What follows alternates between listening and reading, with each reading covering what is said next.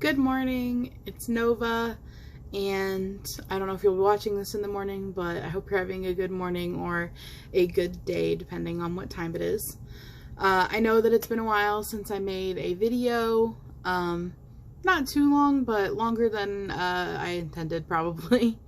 But I wanted to get on here and do some work in project updates, work in process. I literally just woke up.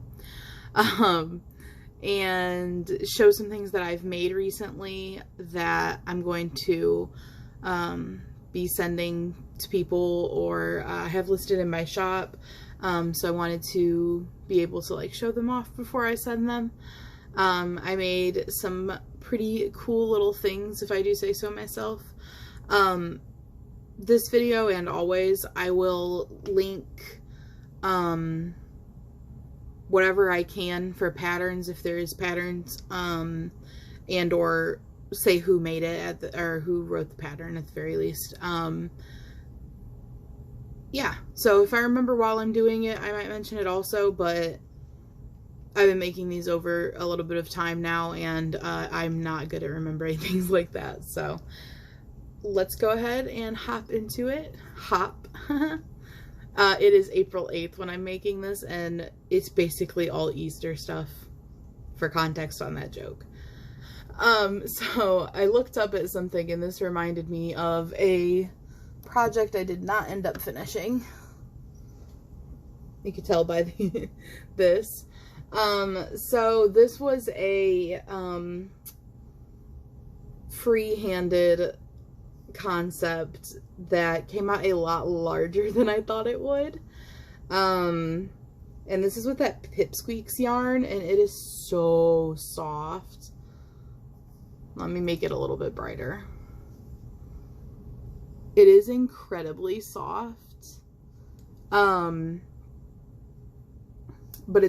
it's huge. I originally made it with the intention of it being a lovey head. But like I said, it came out so big, and the blanket that I had intended for it, is very fine. I actually have it sitting here. I ended up just not ending up doing a lovey at all, but the blanket is a very fine, 3-weight type of yarn, and this was just way too, big for it. I felt like it's also just heavy, like it feels too big for it, but it's got these awesome floppy ears. I will probably attempt to make a body to go along with this, just because I actually really like this and I think it would make a great plushie. But this took a whole ball of Pipsqueak yarn. This was my first time using it, and I was really excited about it, but yeah, I underestimated how much it would take.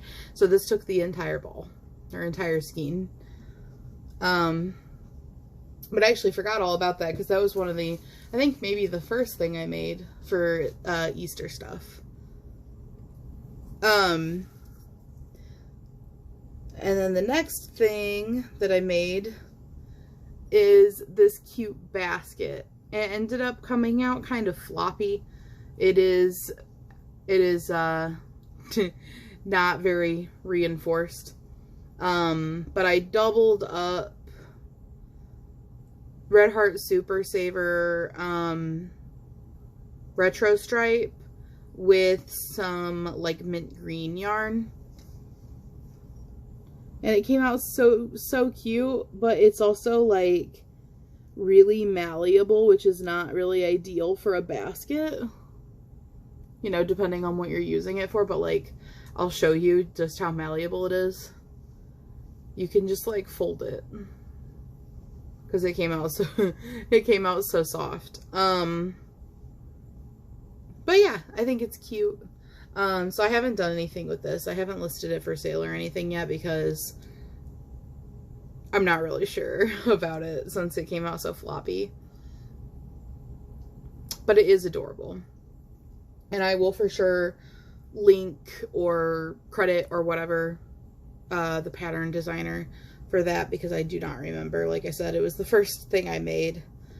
And then the other two items that I'm super, super happy with that are literally right in front of me, are these two bunnies. And these I actually do know the pattern designer. It's, KayteDids. KayteDid. But I'll still put it in the description also. So this is, the sitting bunny, the, Hatching Hippity Hop, I think, is the name of the pattern. And then this is the 3-in-1 Magical Mod. I used the ears from that on both of them because I prefer the floppier ear to the little pointy standy up ear in the original one for the sitting one. But I used Nap Time yarn by Lion Brand on these. And I think they came out so adorable.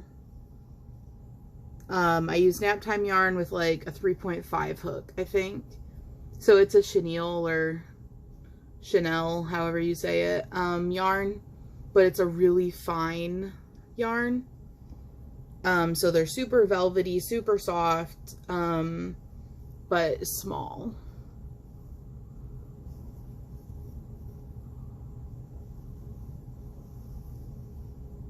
So adorbs.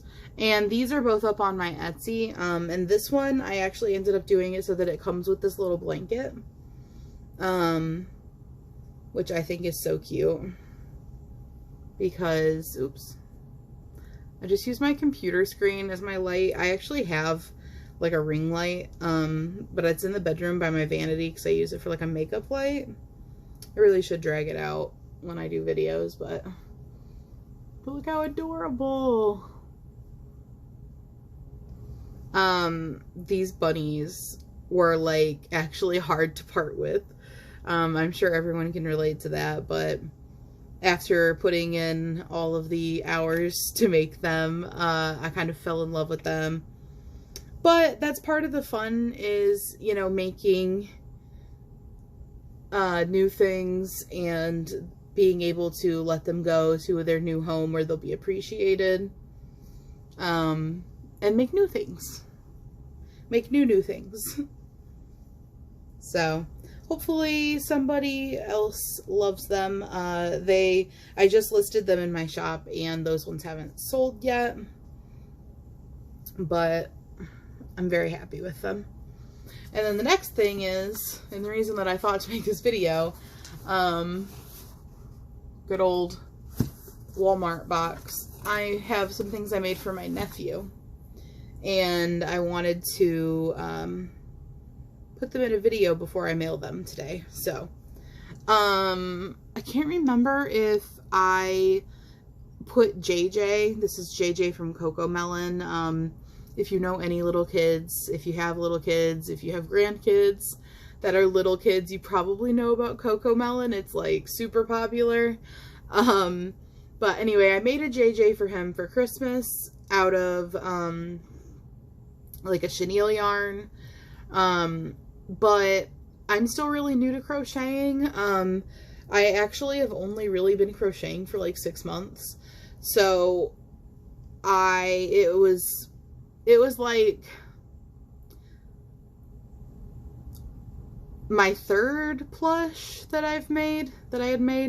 And I didn't use a small enough hook, so it was really gappy.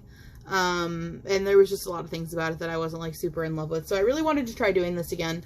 But I did it different this time also. Like, I have a pattern that I bought on Etsy. I could not remember the name of the person. I'll pop that in the description below too, just in case anyone's interested in what I had used. But after making the bunny from the 3-in-1 Magical Mod, I was like, I feel like I could do a continuous JJ. So I wanted to try doing a continuous JJ. And this is what it came out like. On my last one, I put the little, like, whales all over it, but they are, like, a little bit of a pain in the ass. Ooh, pain in the butt. But, so I'm not doing them this time. Also, I already made him one with that on. That's, like, kind of the pajamas. So I thought that this one could be a little bit different. And I did embroidery thread by the eyes to do the whites of the eyes. On the other one, I had put them through white felt. And so the white felt stuck out around the sides. And so I just did it different this time. Also, I did brown eyes on him this time instead of just larger black safety eyes. So I'm really happy with how this came out. I think it's so cute and it's really sturdy. I made very tight stitches on this boy, so he is sturdy, which is probably a lot better for a 2-year-old. My nephew just turned 2 in January, so but he loves his JJ, so I have some pretty adorable videos of him flailing around with JJ, so those are kind of gold. And then the other thing that I listed in my Etsy shop were these big, sorry about that, these big and small peeps. They're so adorable. So I made this with the chenille yarn. This is actually the same chenille yarn that I used for my first JJ. And as you can see, it's a very soft, it doesn't hold shape super well. Like, for something like this, perfect. It's not, like, floppy or anything. It holds shape for this. But for making a plush out of, it really needed to be, like, double-stranded with something, because it just doesn't have, like, a structure to it. It's a very soft yarn, and very, like, fluffy. So anyway, this is that one, and this one was made with the Nap Time chenille yarn and a like 2-point-something hook. Try to get it to focus. There we go. So it's so tiny and adorable, and this one is extremely sturdy. It is so cute.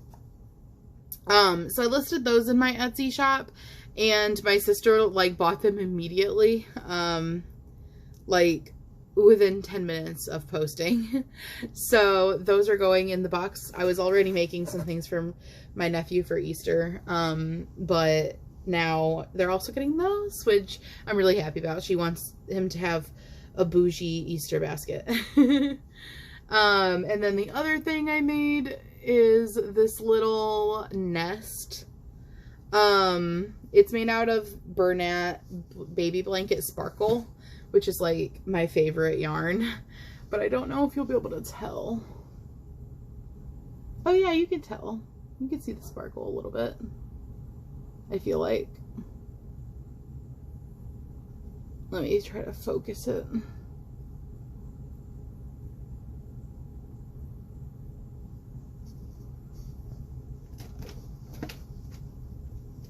Oh boy, I hear my cat coming. And this is actually really big. Like, the idea is it could be even an Easter basket of its own. You know, just like set things up in it how you want them. But it's super soft, super baby safe, and it's in like really pretty Easter colors and sparkly. And then the last thing, 1 minute.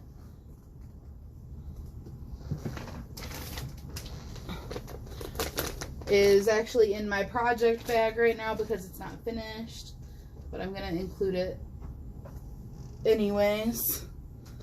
Is this little chick. I'm gonna I still need to make wings for it, but this is Sir Peck here.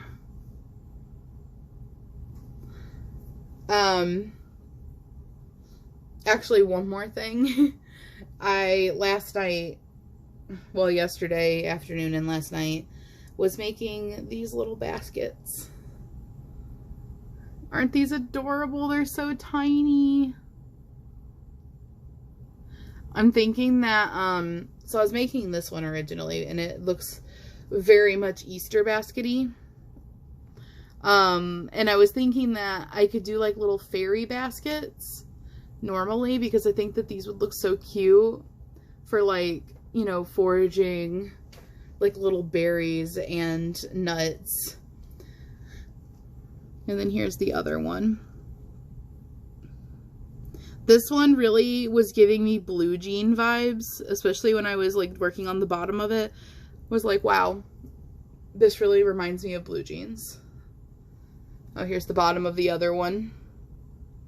I love the way that the color works up on this. And I don't know if you can tell, but it's got like a sparkle kind of to it, or like a shimmer strand. But yeah, so those are the things that I have been working on. I'm sorry for the extended period of time between these updates. My cat is stealing my yarn. 1 second. I don't know if anyone else's cats are as bad as mine is for this. I know that it's like a stereotype that cats love yarn. But before having Lincoln and getting into crocheting and having a lot of yarn, I did not realize how based in fact that is. I like cannot crochet around him without like watching my yarn like a hawk.